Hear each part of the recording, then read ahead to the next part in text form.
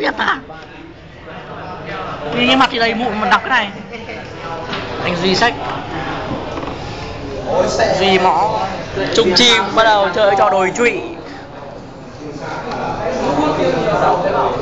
Tại đấy là Duy Hiếu bắt đầu những hành động kỳ cục. Anh Duy từ từ, anh Duy từ từ. Anh Duy đi. Bắt đầu bóp Duy bảo cương à, anh Duy hiếp giam. Úi trời ơi, cả lòng mọi nữa. Hai người bóp vú nhau đi.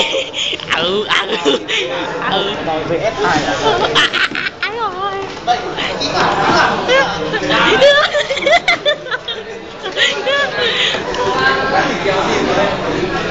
một mà đòi VS2 à? Không, nhìn mẹ em để là VS đã nhìn thấy thân trong long mọi. Ông ơi.